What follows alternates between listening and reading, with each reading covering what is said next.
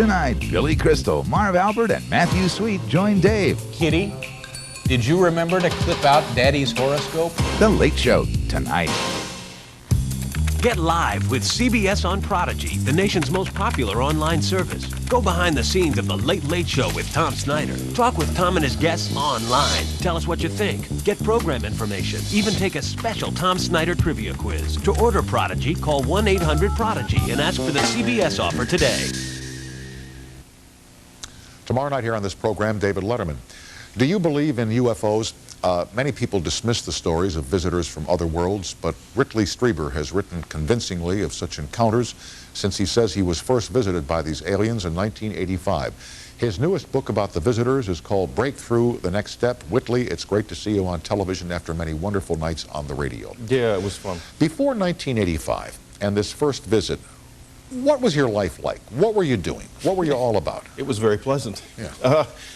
Before this happened, I was leading just an ordinary writer's life. You know, I wrote a book about nuclear war back during the Cold War. I wrote a book about environmental problems. I'd written some novels.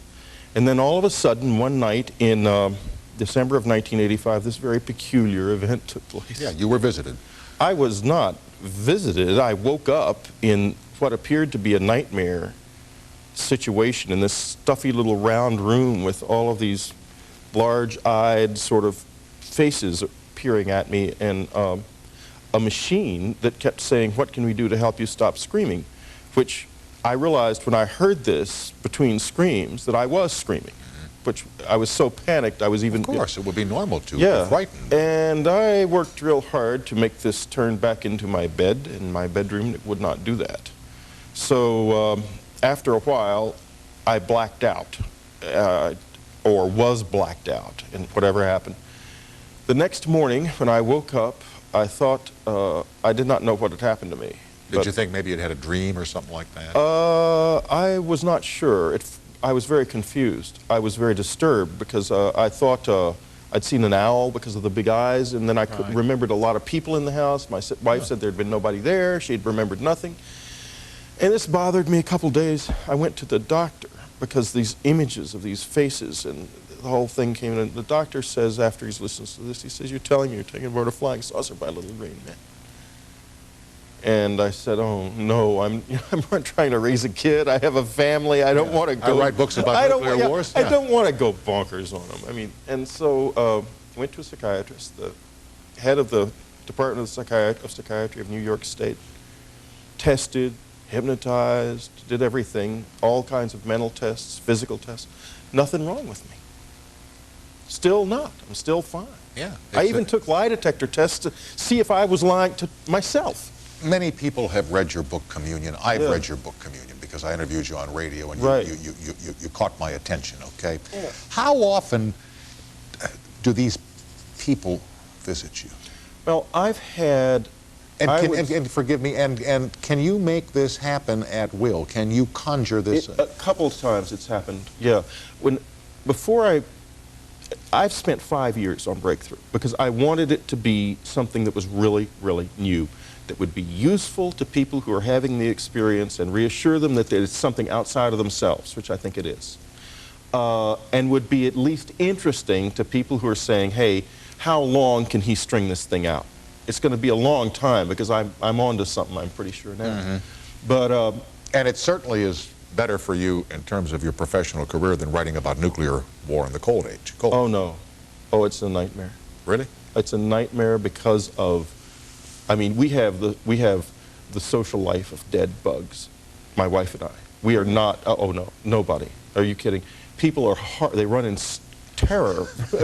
I mean, in social situations. Oh for my fear God! that, Here come the Striebers. Yeah, exactly. Oh God! Don't bring them in the house. We don't know. They're going to bring all those bugs in with them. Exactly. Yeah. And it's tough for my kid. You know, he's a teenager, and teenagers can be difficult about this kind of thing. But getting back to the other thing. What does that mean? Teenagers can be difficult. Difficult? Yeah. Oh, it means a lot. It means that a young guy has to defend his father. Yeah.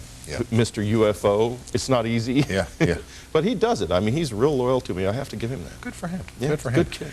And how do these people, these beings, how do they choose who they're going to appear to? Well, and by the way, I'm not sure I buy into all of this, but I'm not. I don't blame you. But I'm not going to knock it because I would never ask anyone to buy into it. What I'm trying to do is, this is for the people who've had experiences or think they may have experiences or want to have. It seems there's a little bit of an ethnic bias in the letters we get anyway. A lot of people of Irish extraction, American Indian extraction, a lot of people of color, black people, a certain amount of bias towards the Hudson Valley in upstate New York and California and Texas, a little bit more towards isolated areas than populated areas, but not that much. Mostly, the whole UFO thing, of it happening, people get abducted, taken aboard a flying saucer, laid on a table and basically diddled with. I didn't get any letters about that. I get, you know, my family is involved. Our son, this is happening to our little boy, these little men. Typical example. little men, they're men. They call them little, the children do. They're small. Okay. All right. They might call them the boys or the other kids or the kids from another world, or the children will say that little men have visited me in the night, or they're physically, these beings are small. And a lot of children involved. We get a lot of mail from kids. And are they threatening in any way? They can be very scary. Yeah, sure. Are they hostile or friendly?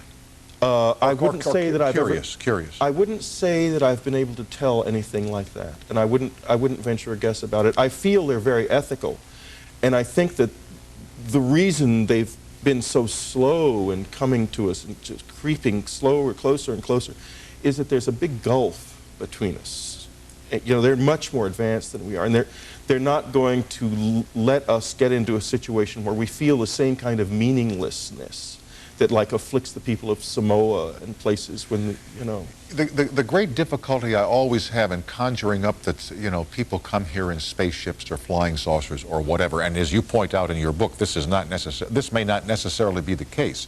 These people might be visiting those who they visit in an entirely different plane, other than arriving here in a powered craft of some kind. But the thing that I often wonder about is, if these people are so highly intelligent, and we must assume that they are, if in fact they exist, they must have seen our movies about spacecraft who visit Earth, and they know that we blow them all up in the movies, so why, you know, why come here to get blown up? You know, we get out the atomic bombs. Let me do a fast commercial. Back with Whitley Strieber. Break through the next step after these messages.